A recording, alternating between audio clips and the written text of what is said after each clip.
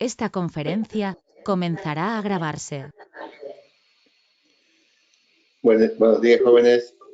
¿Me escuchan bien?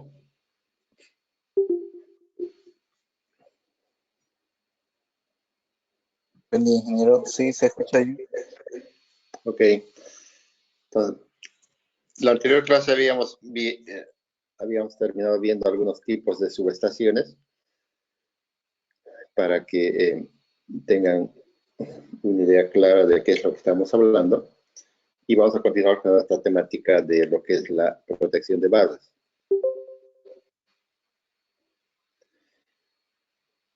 En general, podemos decir de que la protección de subestaciones se han dejado sin protección específica por varias de las siguientes razones. La primera es que las barras y los interruptores tienen un alto grado de confiabilidad hasta el punto de ser consideradas como intrínsecamente seguras. Es decir, la probabilidad de falla en una barra o en un interruptor es muy baja. Y por otro lado, se temía que la operación accidental de la protección de barras pudiera causar una falla generalizada del sistema de potencia que ocasionaría más pérdidas que las fallas reales muy poco frecuentes de las barras. Es decir, una mala operación de la protección de barras haría que salga toda la subestación, dejando sin energía a varias, sacando al sistema varios de sus componentes, lo que podría ocasionar una falla más grande que mejor no tener protección en las barras. Y en tercer caso, se esperaba que la protección del sistema o la protección del respaldo daba el suficiente protección en caso de ser necesario. Es decir, las barras, como hemos visto, están protegidas ya sea por los relés de sobrecorriente, que obviamente van a operar en tiempos un tanto más largos, y también por la protección de distancia, con la zona 2 especialmente, que mira hasta más allá de la barra, mira hasta más o menos la mitad de la otra línea, o colocándole un offset hacia atrás en la función de la barra, especialmente zona 3, para que mire la barra que está detrás de la protección de línea. Entonces, normalmente se consideraba que eso era suficiente.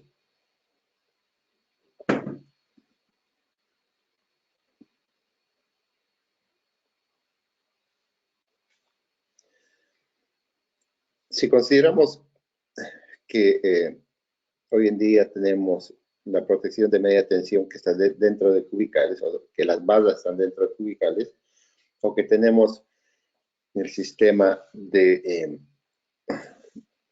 subestaciones encapsuladas que están dentro de cubicales con gases para mejorar la aislación. Esto hace de que podríamos ignorar de que van a haber fallas y por lo tanto desechar la protección como tal. Pero sin embargo, a pesar de esas consideraciones, el daño resultante de una falla no despejada en una subestación en las barras, debido a alta concentración de la potencia de falla, puede ser realmente muy grande, hasta la pérdida total de la subestación por incendio. Entonces, puede agravarse sustancialmente la falla. Y lógicamente, si estamos hablando ya de una pérdida total, estos daños van a ocasionar una interrupción generalizada y sobre todo prolongada del suministro. Porque lógicamente, si hemos tenido un daño severo en la subestación, normalmente no se tienen los equipos para reponerlos inmediatamente. Entonces hay que comprar hay que comprar barras, hay que comprar CTs, hay que comprar PTs, hay que comprar interruptores, y esa compra no es algo que se haga de un día para el otro. Peor en el caso de Bolivia, donde las cosas tardan en llegar una eternidad. Estamos hablando de meses.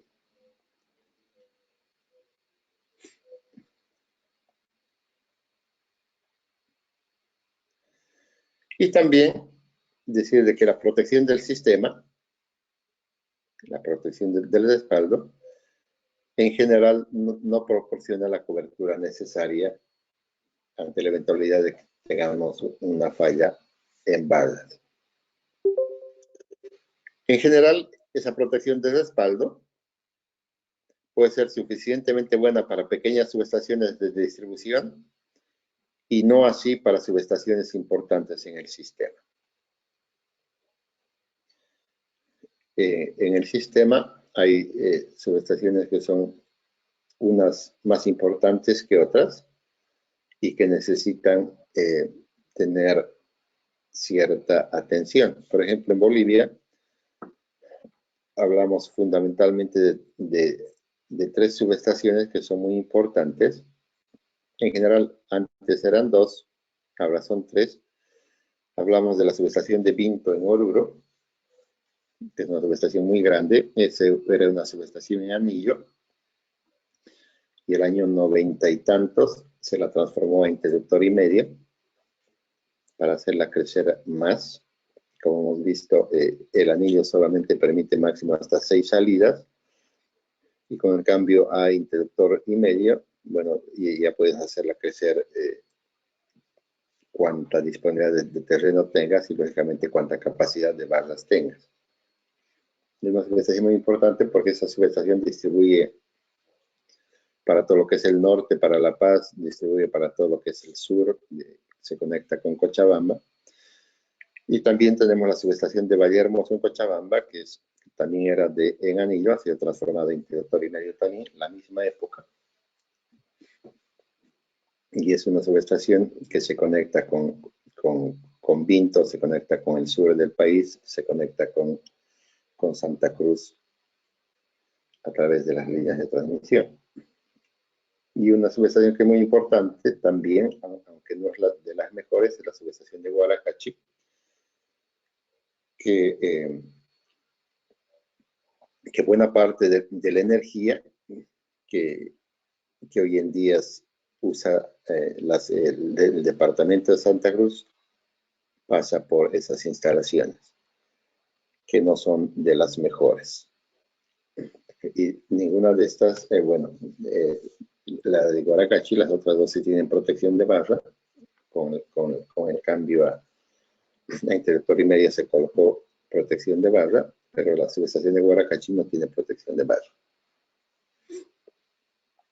Hoy en día esta subestación de Guaracachi sigue siendo importante, aunque ya Santa Cruz cuenta con otras 2 alimentaciones que vienen del norte, una con la otra línea que viene de Cochabamba, que entra por Guarnes, y lógicamente por la nueva planta de generación que se ha abierto en Guarnes, que ya le da más confiabilidad. Antes de que existan estas 2, la única fuente de alimentación de Santa Cruz era la subestación de Guaracachi, porque por ahí llega la energía que viene de Occidente y la generación propia de la planta de Guaracachi. Entonces, cualquier falla que hubiera habido en esa subestación implicaba corte total. Nosotros cuando hemos hecho cortes en esta subestación para conectar el ciclo combinado, por ejemplo, hemos tenido que hacer trabajos que empezaban a la 1 de la mañana, terminaban a las 6 de la mañana, cortando toda la ciudad, la energía a toda la ciudad, porque y se trabajaba en esas horas para ocasionar la menor molestia a la ciudadanía. Incluso, dice, si aplicamos protección de distancia a todos los alimentadores, la barra se va a ubicar en la segunda zona, por lo tanto va a ser temporizada. lo que significa que cualquier fallo en la barra se va a eliminar con una relativa lentitud. Y la duración resultante por la caída de tensión impuesta al resto del sistema puede que no sea tolerable, sobre todo en sistemas grandes, hacen que por bajos voltajes se vayan desconectando varios componentes del sistema. Cuando hablamos de subestaciones abiertas, como las que las conocen ustedes, las que están a la intemperie, el caso es menos claro, ya que aunque la probabilidad de una falla es mayor en este tipo de subestaciones, el riesgo de daño generalizado resultante es mucho menor, porque no está todo concentrado en un punto que son los cubicales, digamos. Entonces, en general, podemos decir que la protección de barras se requiere cuando la protección del sistema no cubre las barras o cuando para mantener la estabilidad del sistema de energía es necesario eliminar las fallas a alta velocidad. Y aquí estamos hablando ya de subestaciones de alta tensión y de extra alta tensión. Y afortunadamente la protección unitaria, la protección diferencial, nos va a proporcionar este elemento, despejar la falla a alta velocidad. Con la ventaja adicional que si las barras están seccionadas, solo será necesario aislar la sección en falla. Para que si ustedes se acuerdan de los videos que hemos visto que tenemos, si hablamos de barra simple,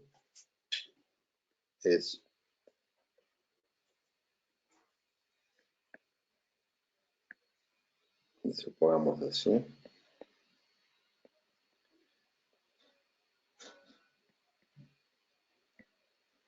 Es solo una barra que cuando tenemos una falla en la barra, entonces lógicamente para aislar esta falla deben abrir todos los interruptores de la subestación, dejando sin energía a toda la subestación y a todos los usuarios que están colgadas de esta subestación. Y en cambio, si tenemos la barra partida a través de un interruptor,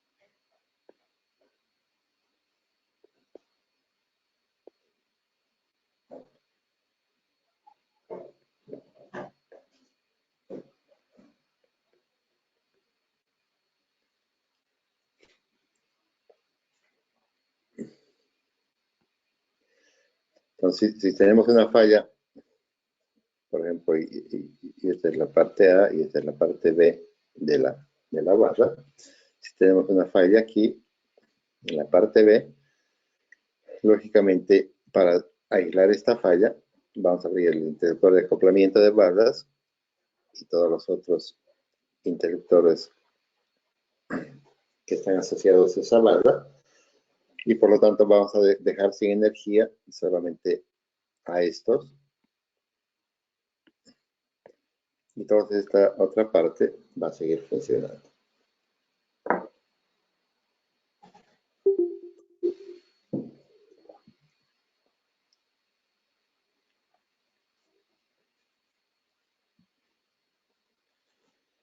Por lo tanto, de hecho, el uso de la protección unitaria de barras es más común cuando las barras están seccionadas. Otro hecho importante a tener en cuenta es que la mayoría de las barras, de las fallas en las barras, son fallas fase tierra. Pero las fallas surgen por muchas causas y un número significativo también son libres de tierra. O sea, hay un buen número de fallas también que no son fallas a tierra.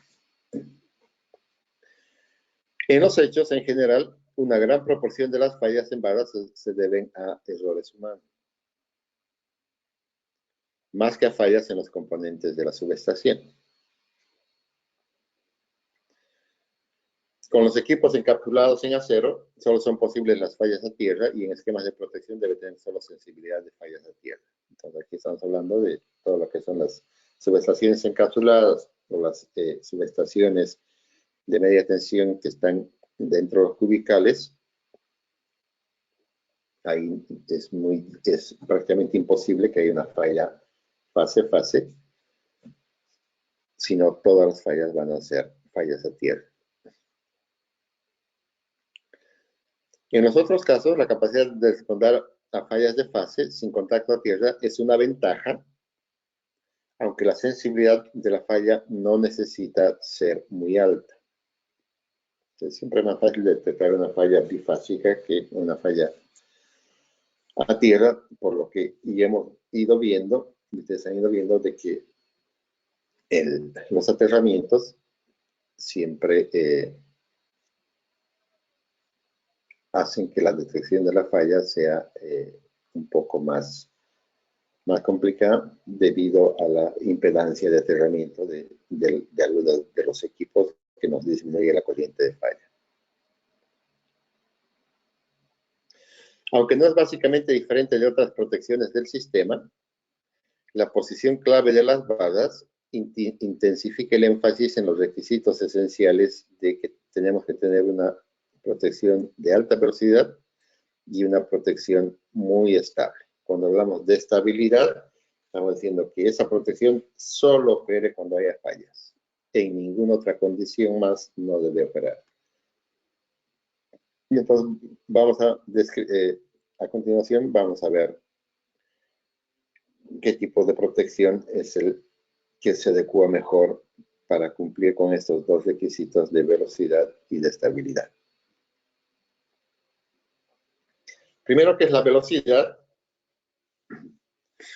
Cuando hablamos de protección de barras, queremos atacar fundamentalmente a limitar mayores daños. Por lo tanto, requerimos una alta velocidad de operación. Y B, que eliminar las fallas en barras en el menor tiempo posible, del que podría lograrse con la protección del respaldo de línea, con el objetivo de mantener la estabilidad del sistema. Y esto en sistemas grandes es muy importante, porque pérdidas de estabilidad nos van a llevar a pérdidas de sincronismo en el sistema, lo que hace que se vayan desconectando partes del sistema por falta de estabilidad. Algunos de los primeros esquemas de protección de barras utilizaban el sistema diferencial de baja impedancia, con un tiempo de funcionamiento relativamente largo de hasta medio segundo, hasta 500 milisegundos.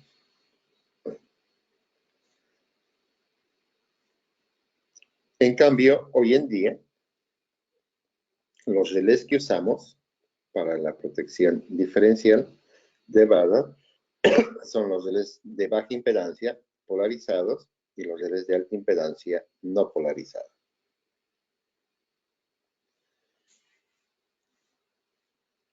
Estos dos tienen la capacidad de operar en un tiempo del orden de un ciclo, con un muy moderado múltiplo de ajuste de falla, es decir, con un ajuste que sea ni muy sensible ni muy insensible tampoco, y entonces la operación de la protección es rapidísima, es decir, apenas inicia la falla, el relé ya la ha detectado en un ciclo, en 20 milisegundos y ya está detectada la falla. A esto hay que añadir el tiempo de funcionamiento de los relés de disparo y se puede conseguir el tiempo de disparo total en menos de 2 ciclos. Entonces, si usamos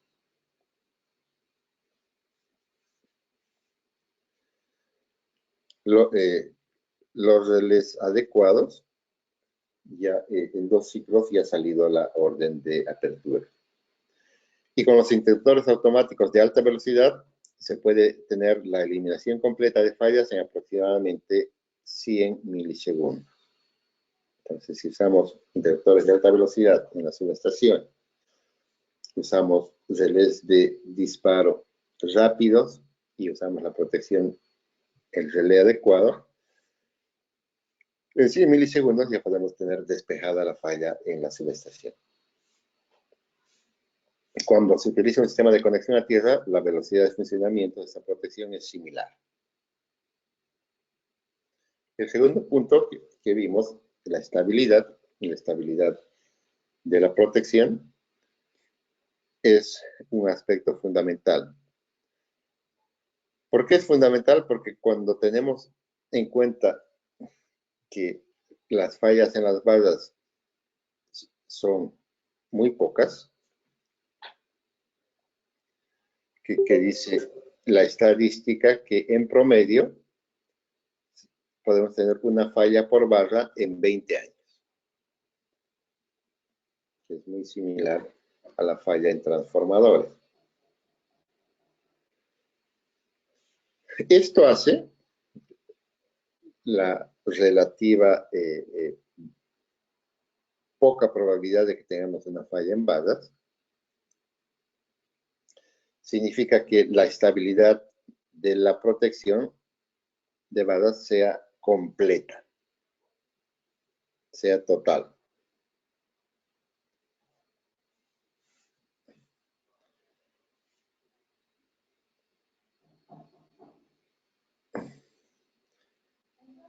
Y dice que el grado de perturbación al que es probable sea sometido el sistema puede incrementarse mediante la instalación de la protección de barras. La posibilidad de un funcionamiento incorrecto de la protección de barras ha llevado en el pasado a dudar de la aplicación de la protección de barra y también ha dado lugar a la aplicación de algunos sistemas muy complejos. Y si es muy complejo, siempre lo complejo trae problemas al final.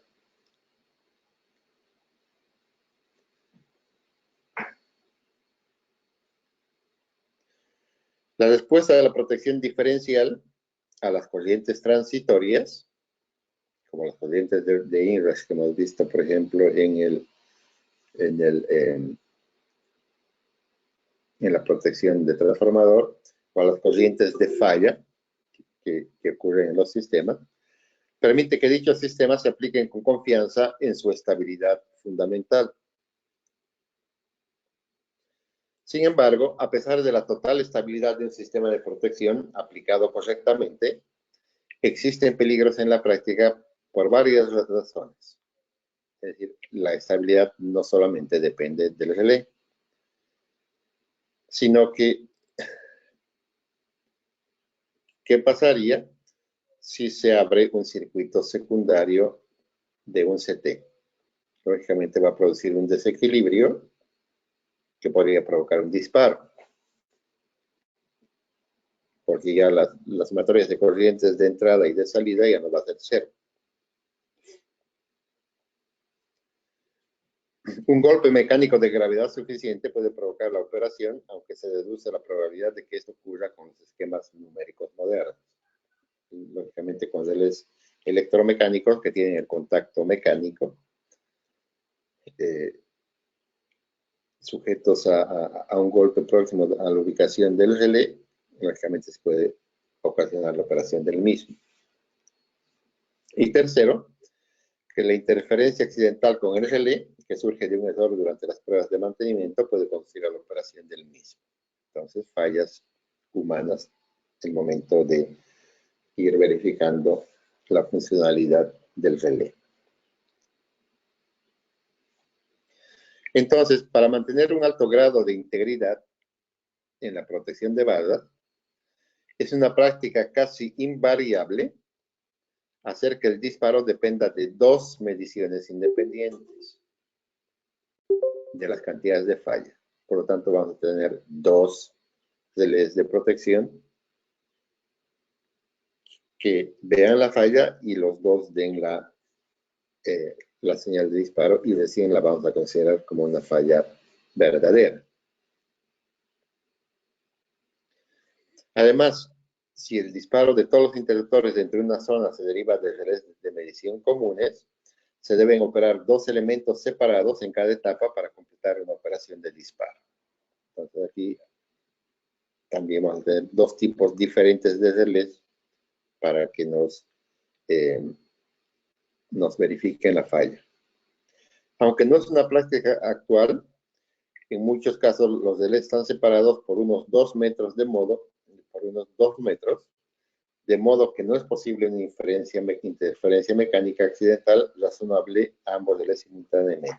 Aquí está refiriendo a que, bueno, en el pasado con los relés electromecánicos los separábamos una distancia prudente, de tal forma que si aquí alguien le da un golpe a este relé y este opera, ese golpe no afecte al otro. Entonces la recomendación era no colocar los relés, digamos, lado a lado.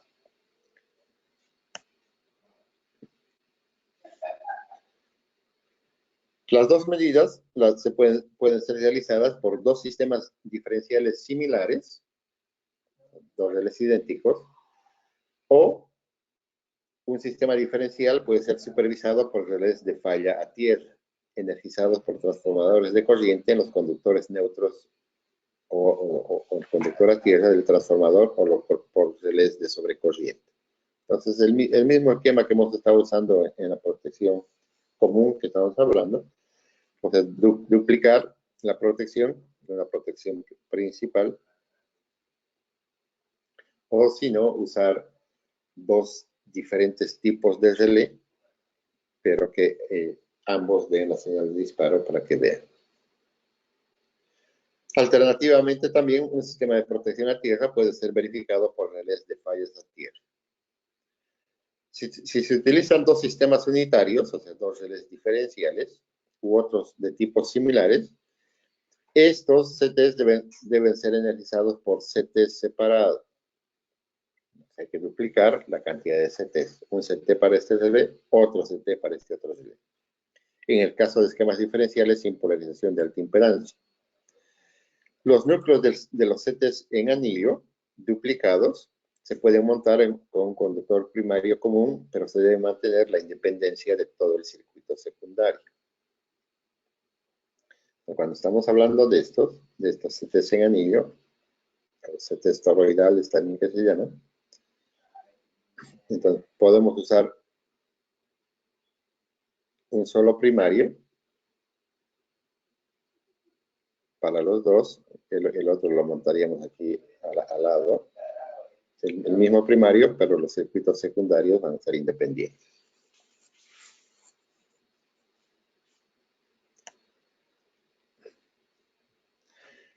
Generalmente se prefieren los relés de disparo separados, cada uno de los cuales controla un solo interruptor. La importancia de dichos relés no es mayor que la de la protección del circuito normal, por lo que no se requiere duplicación en esta etapa. Entre las ventajas de utilizar relés de disparo individuales se encuentra la simplificación del cableado del circuito de disparo en comparación con la toma de todos los circuitos de disparo asociados con la sección de la barra dada a través de un relé común de disparo de múltiples contactos. Entonces aquí estamos hablando de que en lugar de mandar todas las señales de disparos a un solo relé, y que dé la orden, es preferible que cada relé mande su señal de disparo a cada interruptor. En instalaciones de doble barra, se aplica un sistema de protección independiente a cada sección de barra. Para que se acuerden, las instalaciones de doble barra son dos barras, la barra A y la barra B, son dos barras independientes.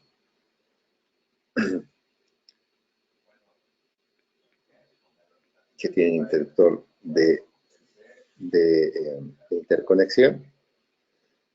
Y lógicamente, como son barras independientes, ambas tienen que yo puedo transferir, si se acuerdan el esquema, más o menos era así.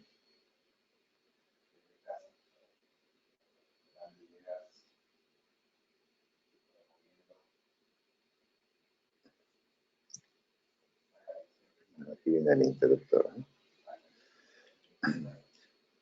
Que yo cualquier alimentador puedo conectar ya sea a la barra A o a la barra B. Entonces, cuando yo tengo protección de barras, voy a colocar en doble barra una protección para la barra A y otra protección para la barra B.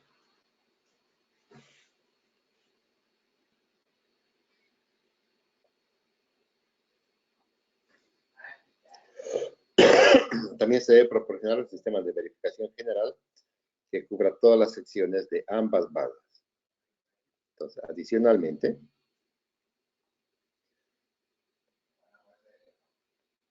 si yo tengo las dos barras y tengo una protección de barra para una barra y para la otra barra, adicionalmente tengo que tener un sistema de verificación de todo el conjunto.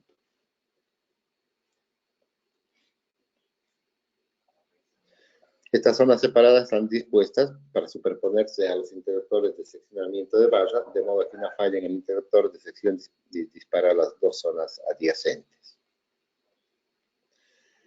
En algunas ocasiones esto se ha evitado en el pasado, dando al interruptor de seccionamiento una ventaja de tiempo. El interruptor de seccionamiento se dispara primero y los interruptores restantes se retrasan 0,5 segundos. Entonces, solo la sección de barra que esté en falla operará y disparará el interruptor apropiado. La otra zona se resetará y mantendrá esta sección en servicio. Esta ganancia, aplicable solo a fallas muy poco frecuentes, se obtiene a expensas de retrasar seriamente la protección de la barra para todas las demás fallas. Por lo tanto, esta práctica no se ve favorecida en general y ha sido desechada. Algunas variaciones se tratan más adelante en las descripciones más detalladas de los esquemas. Hay muchas combinaciones posibles, pero el principio esencial es que ningún incidente accidental de naturaleza secundaria debe ser capaz de causar un disparo innecesario de una sección de la barra.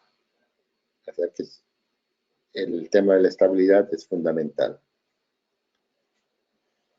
Por lo tanto, la seguridad contra el mal funcionamiento de la protección solo se logra aumentando la cantidad de equipos que se requieren para funcionar y para completar la operación. Duplicar relés, duplicar CTs, duplicar relés de disparo, etcétera, etcétera.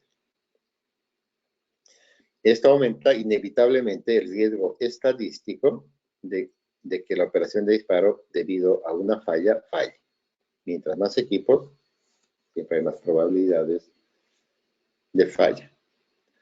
Tal falla, dejando de lado la cuestión del daño consecuente, puede resultar en una interrupción del sistema de potencia en un grado tan grande o mayor del que se haya causado por un disparo no deseado.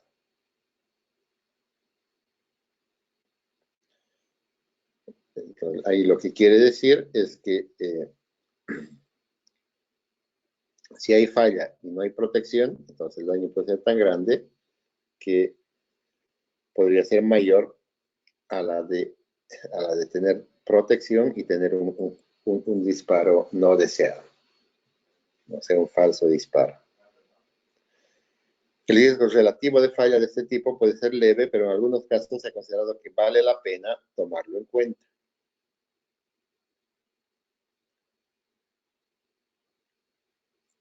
Entonces, la seguridad tanto de la estabilidad como de la operación se obtiene proporcionando tres canales independientes, digamos X y Z, cuyas salidas están dispuestas en un arreglo 2 de 3, como se muestra en la figura. Entonces, tenemos tres salidas, tres canales independientes.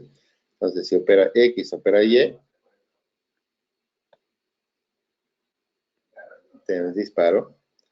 Si opera Y, si opera Z, tenemos disparo. O si opera Z y opera X, tenemos disparo. Entonces, esto se llama un arreglo 2 de 3.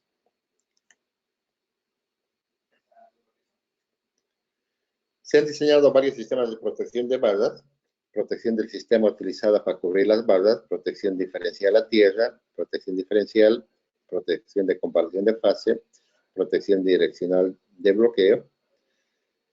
De estas, la protección del sistema utilizado para cubrir las barras es usada en subestaciones pequeñas, es decir, con la protección del respaldo. Protección por comparación de fase y protección direccional de bloqueo, la D y la E ya son obsoletas. Y la discusión detallada de los tipos B y C, es decir, de la protección referencial a tierra y la protección diferencial, nos vamos a ocupar en lo que resta de este capítulo.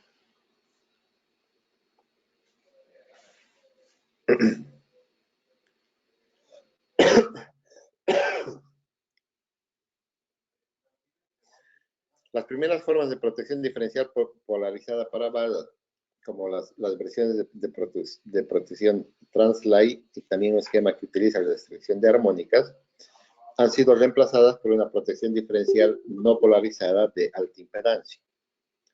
La relativa simplicidad de esta última, y lo que es más importante, la relativa facilidad con la que se puede calcular su rendimiento, han asegurado su éxito hasta el día de hoy.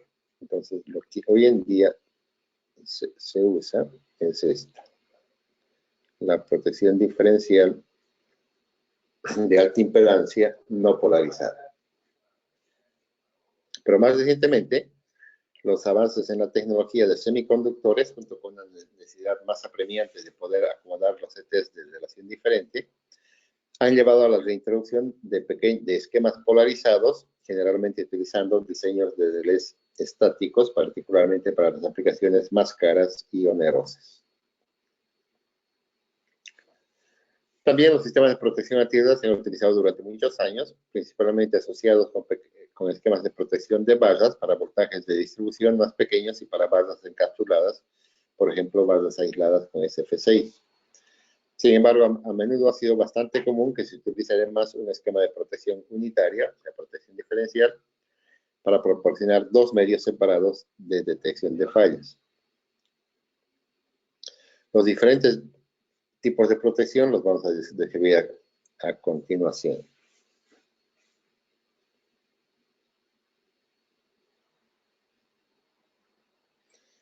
La protección del sistema, que incluyen sistemas de relés de sobrecorriente o relés de distancia, proporcionarán cobertura de protección a las barras en forma inherente, como respaldo. La protección de sobrecorriente solo se aplicará a sistemas de distribución relativamente simples o como protección de respaldo configurada para proporcionar un retraso de tiempo considerable en subestaciones de sistemas de potencia. Y la protección de distancia nos va a proporcionar cobertura para fallas en las barras en su segunda zona temporizada y posiblemente en las otras zonas también, zona 3 y las que tenga. En ambos casos, como hemos dicho, la protección obtenida de la barra es lenta y adecuada solo para limitar el daño consecuente. La única excepción a todo lo que hemos dicho es el tipo de las subestaciones conectadas en anillo, en la que los CT están ubicadas en los interruptores. Aquí las barras se incluyen por secciones en las zonas individuales de la protección del circuito principal, sea del tipo unitaria o no.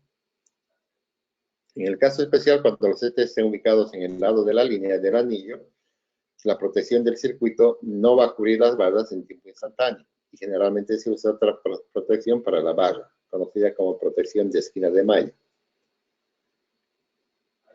Más adelante vamos a ver el dibujo para que les quede más clara la idea, cuando estamos hablando ahí específicamente de cada tipo de subestación.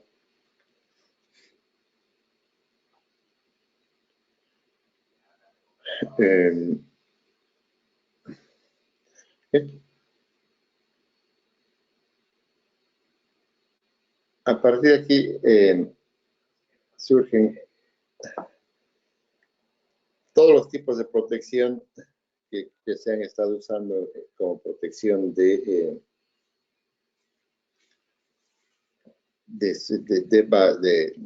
barras de subestaciones y las pone el libro las pone a consideración porque aún existen sistemas que están usando este tipo de protección. Por eso es importante conocerlo. Pero dado que estamos escasos de tiempo,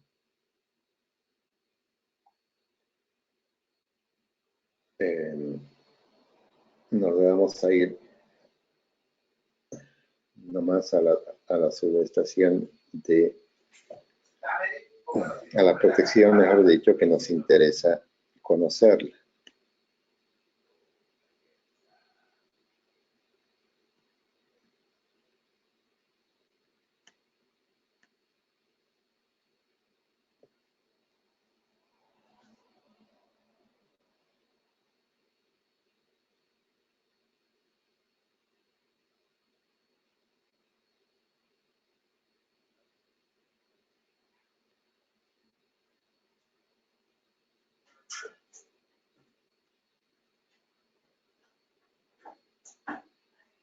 Bien.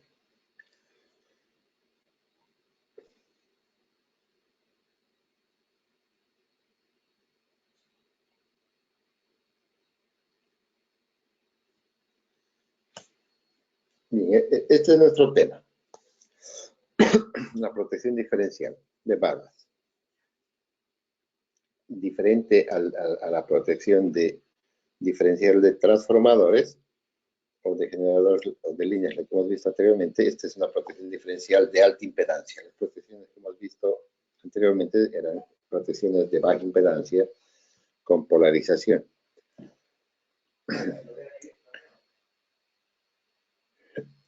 Entonces, para entender esta protección, veamos de que el principio de Merz-Price es aplicable a una zona de múltiples terminales como es una barra colectora. El principio se refiere básicamente a la aplicación directa de la primera ley de Kirchhoff, que la sumatoria en los nodos de las corrientes que entran y salen es igual a cero. Por lo general se utiliza un esquema de corrientes circulantes en la que los CTs y sus interconexiones forman un análogo con las conexiones de la barra y sus circuitos. Entonces, aquí vamos a ver en el dibujo cómo van conectadas los CTs en las barras, en cada uno de los circuitos. Y un relé conectado entre los cables de los CTs representa la ruta análoga de falla del sistema primario. Por lo tanto, no se energiza hasta que ocurre una falla en la barra. Cuando esta ocurre, recibe una entrada que al menos en principio representa la corriente de falla. Espérenme un ratito.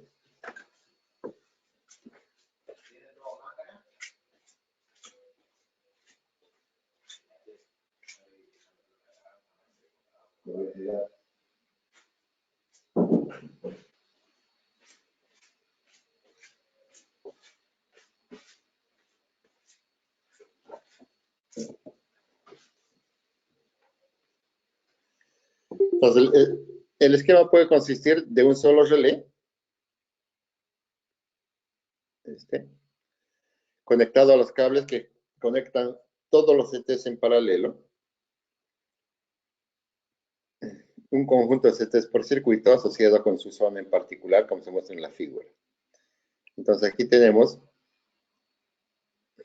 si se acuerdan, este tipo de conexión.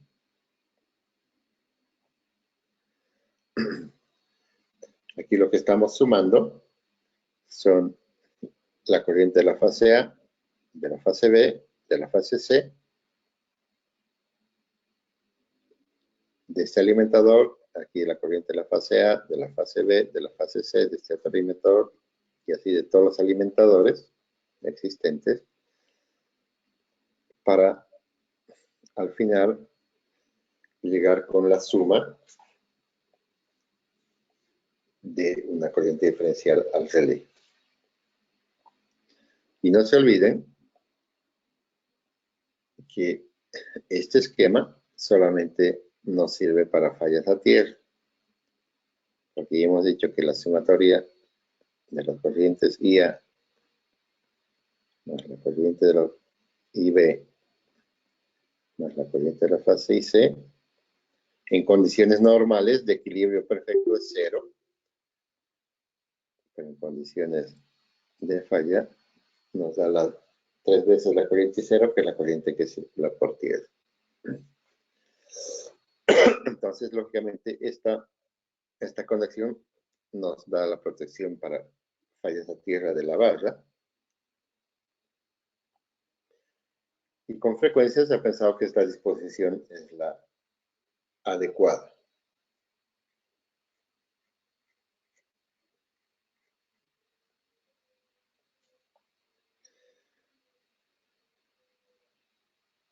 Si usamos un relé de 3 elementos, podemos tener, en lugar de tener un solo relé, podemos tener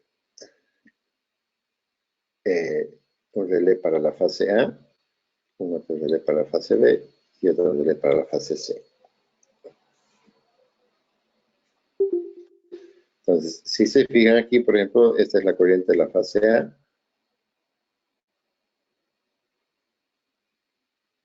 Esta es la IA de este alimentador. Y de este otro, independientemente de la dirección, esta es la corriente de la fase IA de este alimentador H y este del alimentador G. Entonces, ¿qué van a venir aquí? Esta va a venir a este punto.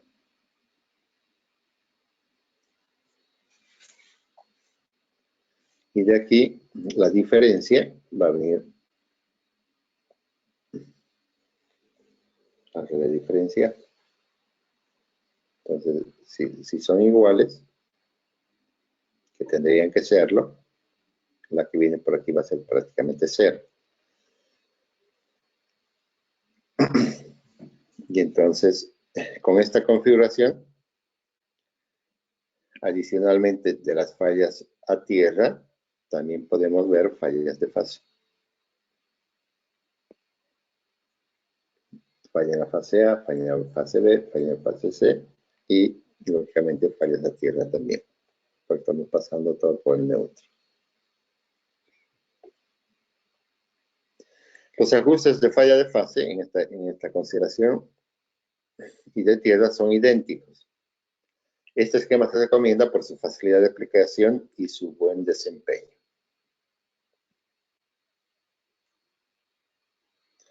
Entonces, veamos la protección diferencial en un esquema de doble barra seccionado. Entonces, lógicamente, en cada sección de la barra está dividida. Está provista de un sistema independiente de corriente circulante. Las zonas así formadas se superponen a través de los interruptores de seccionamiento, de modo que una falla en este último disparará las dos zonas adyacentes, como vamos a ver en la figura. Se puede evitar el disparo de dos zonas por una falla en el interruptor de seccionamiento, como utilizando la técnica de retardo de tiempo de la sección 15.6.2. Sin embargo, la operación instantánea es la opción preferida. Entonces, si tenemos aquí el esquema de doble barra, ambas barras están seccionadas,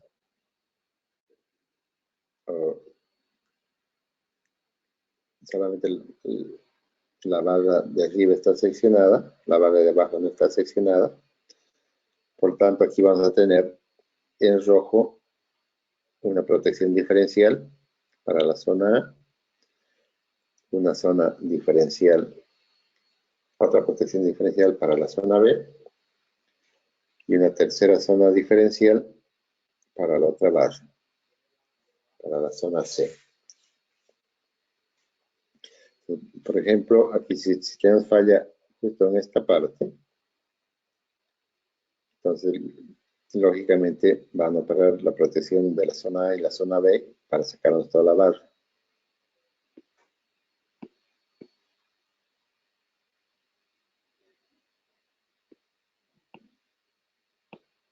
Entonces tenemos una falla en la zona A, solamente va a abrir este, va a abrir este, va a abrir este. Y todo el resto de las barras va a seguir funcionando.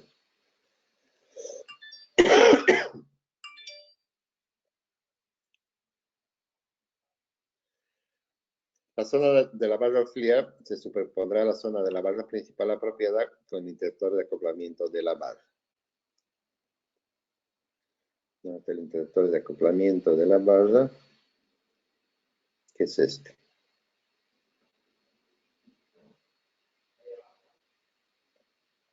Entonces, tenemos falla aquí. Va a abrir el interruptor de acoplamiento y todos los interruptores que llegan a esta subestación, sacándola del sistema, pero dejando toda la otra barra en funcionamiento. Dado que cualquier circuito puede transferirse de una barra a otra mediante los seccionadores, estos circuitos y el disparo asociado también deben conmutarse a la zona adecuada mediante contactos auxiliares de cierre anticipado y cierre tardío. Entonces, esa es una complejidad del esquema que se lo voy a explicar de una forma más sencilla.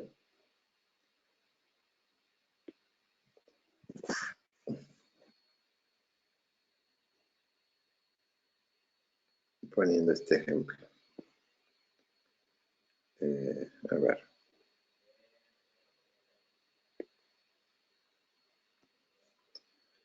Este es un esquema, no es de doble barra, pero el principio es el mismo. Este es el barra principal y este es barra de transferencia.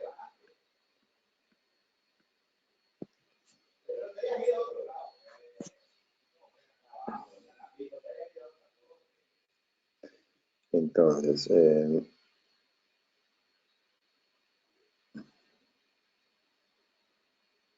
¿cómo lo dibujo? A ver.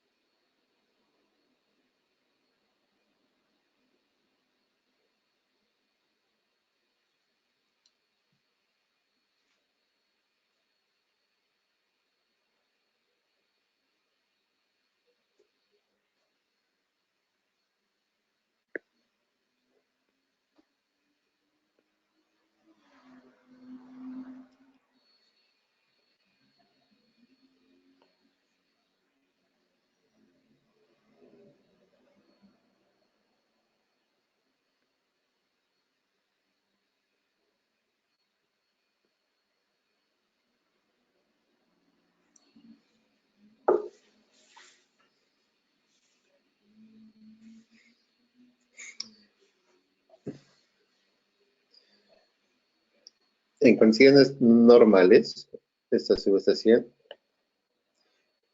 solamente está energizada la barra principal. Entonces, todos los flujos, supongamos que está entre y que por aquí salga. ¿Okay?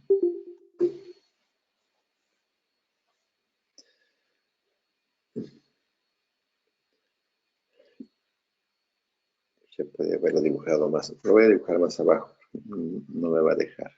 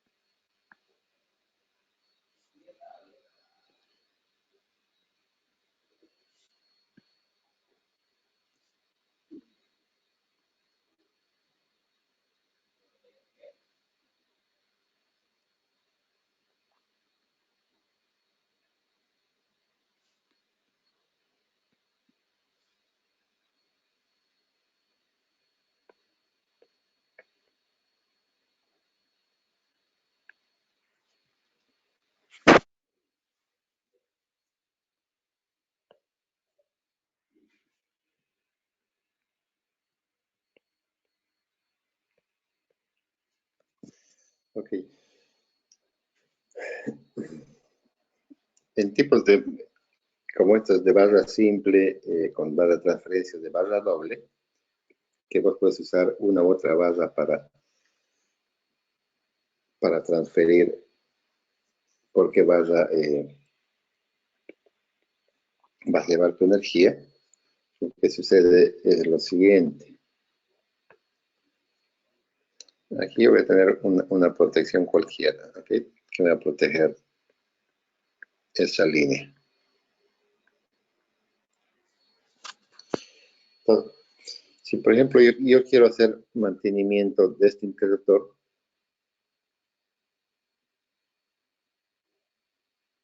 de este,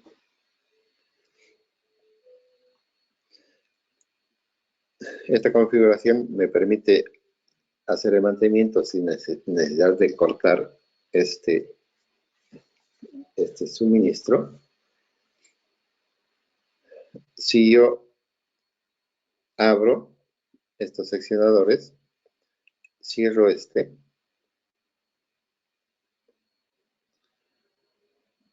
y en lugar de que la energía vaya como está yendo por este lado, la energía va a venir por aquí, por aquí. Este interruptor tiene que estar cerrado. El de acoplamiento de barras va a ir por aquí, hacia la barra, y va a ir. Entonces, como ya está abierto mi circuito, este de aquí, lo puedo abrir completamente y trabajar tranquilamente. Tranquilamente en este equipo para hacer el mantenimiento respectivo. Pero ¿qué sucede? Que si yo tengo una falla en la línea, aquí, mi protección me va a detectar esa falla y lógicamente si me detecta esa falla me va a mandar una orden de disparo aquí, pero ese interruptor obviamente no tiene, ahorita no tiene nada que ver con el sistema porque está fuera del sistema. Entonces lo que hay que hacer con el cierre del interruptor de transferencia, hay que transferir el disparo, que cuando esté cerrado el bypass y esté cerrado el interruptor de unión de barras, hay que transferir este disparo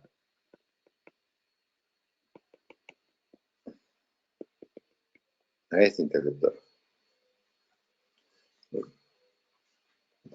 Cuando se ha cambiado la alimentación de esta barra a esta otra barra, entonces yo tengo que transferir su disparo a este otro interruptor para que la falla sea despejada. Entonces, si viene la falla aquí, esta protección opera y me abre este interruptor y por lo tanto voy a interrumpir la circulación de esta corriente de falla que va por ahí.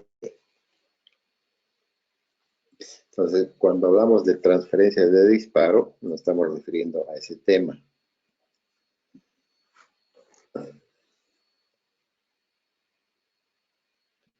¿Dónde estábamos? Entonces, en una protección de doble barra, cualquier circuito puede transferirse de una barra a otra mediante los seccionadores, como hemos visto. Estos circuitos y el disparo asociado también deben conmutarse. Entonces, la protección debe disparar el otro interruptor. Entonces, hay que transferir el disparo al otro interruptor.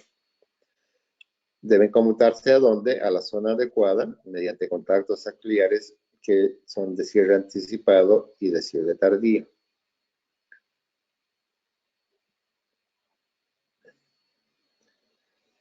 Creo que hay una explicación de los seccionadores de cierre anticipado.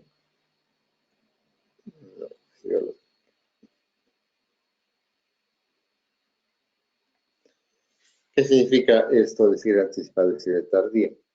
Que cuando los seccionadores están cerrando, no se olviden que este es el seccionador. El seccionador es un equipo de cierre lento.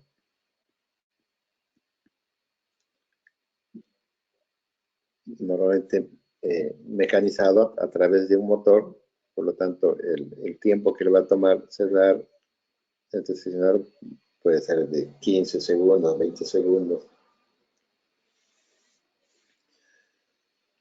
Y mientras el seccionador se está cerrando, los contactos auxiliares se cierran antes que los contactos principales. Entonces aquí sus contactos auxiliares de este, si son normalmente abiertos, digamos, se van a cerrar antes de que se cierren estos. O sea, mientras está en camino de cerrar, estos ya se van a cerrar. Por eso se llama de cierre anticipado. Esto para evitar que dejar sin protección al circuito. Y en sentido inverso, cuando el seccionador se está abriendo, su posición es de cierre tardío. Cuando el seccionador está abriendo, los contactos principales se separen antes de que se abran los contactos auxiliares. Entonces, en este caso, estos, si son normalmente cerrados, van a permanecer cerrados cuando empiece a abrirse y luego recién se van a abrir. Y eso se llama de cierre tardío. Eso que nos da de que los circuitos secundarios de las dos zonas en cuestión están brevemente en paralelo mientras se transfiere el circuito. Es decir, vamos a quedar que la transferencia de disparo por ese breve instante en los cuales o está cerrado o se cierra anticipadamente, quiere decir que el circuito de disparo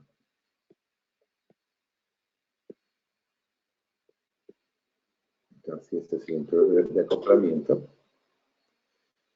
significa que en ese momento van a quedar dirigidos a este y a este, hasta que el seccionador concluya su operación de apertura completa o de cierre completo.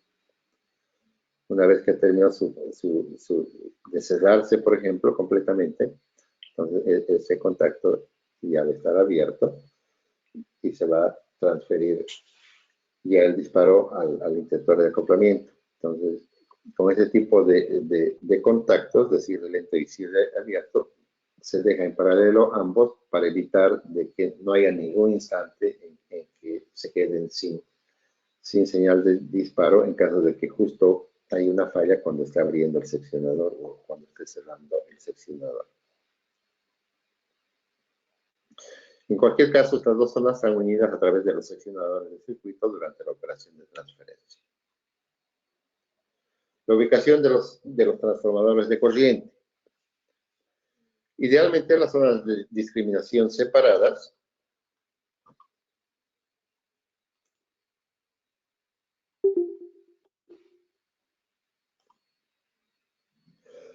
deberían superponerse entre sí y también las protecciones de los circuitos individuales. Esta superposición debe ocurrir a través del interruptor automático, de modo que este último se encuentre en ambas zonas.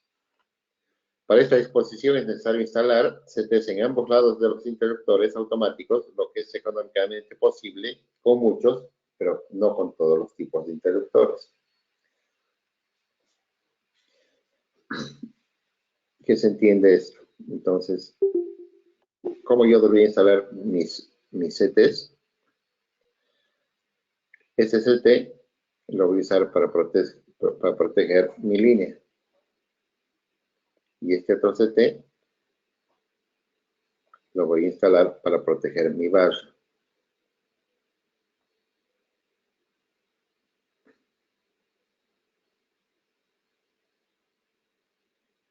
En cambio, este CT está antes del interruptor y este está después del interruptor.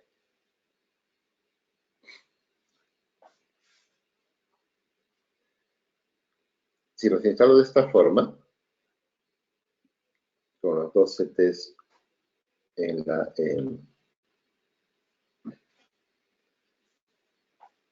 después del interruptor,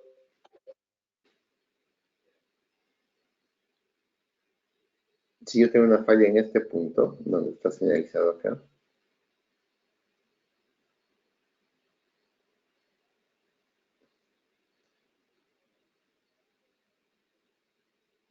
que es una falla no de la subestación, sino una falla de la línea, solamente va a ser vista por falla de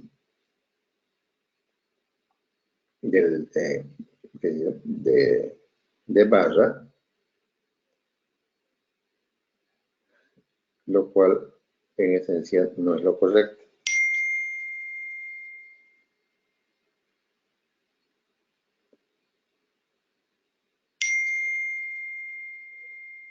Este asunto es importante en todos los interruptores a los que se aplican estas condiciones y es particularmente importante en casos de interruptores en subestaciones a la intemperie, donde generalmente se utilizan CTs con varios secundarios montados por separado. Esta es la disposición ideal en la que tanto el circuito como las zonas de barras están superpuestas sin dejar ninguna región del circuito primario sin protección. Entonces la recomendación es hacer este tipo de conexionado de los CTs. En cambio, este otro muestra que el montaje de todos los CTs en un solo lado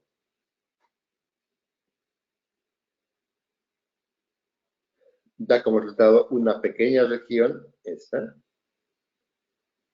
que queda sin protección. Estas regiones desprotegidas se denominan normalmente como zona corta. La falla mostrada, esta, causará el funcionamiento de la protección de la barra, disparando el interruptor, y la falla va a continuar siendo alimentada por la línea. Por lo tanto, es una falla que no va a ser despejada. Por lo tanto, es necesario que la protección de barra envíe la señal de disparo al otro extremo del circuito. En este caso, si estuviera instalado así, esta protección de barra, adicionalmente a abrir todos los otros elementos de la subestación, tendría que mandar una señal de disparo al otro extremo de la subestación para que en el otro extremo abran el interruptor.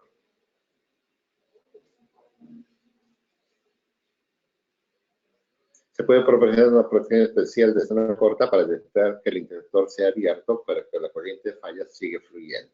Entonces, estas son condiciones constructivas que a veces están construidas así y que son muy difíciles de cambiarlas, por lo tanto hay que darle alguna solución ya en subestaciones construidas, ¿verdad? En estas condiciones, la protección puede iniciar un interdisparo al extremo remoto. Entonces, esta protección va a dar una señal de disparo al extremo remoto. Esta técnica se puede utilizar particularmente cuando el circuito incluye un generador. En el otro extremo, obviamente. En este caso, el interdisparo prueba que la falla está en las conexiones de la subestación y no en el generador. Entonces, con eso vamos a asegurar de que la falla no es en la barra, sino es en esta parte. Por lo tanto, el generador se dispara eléctricamente, pero no se da señal de parada al unidad motriz de tal forma de estar listo para entrar en servicio. Bueno, eso es otro aspecto de ya más operativo.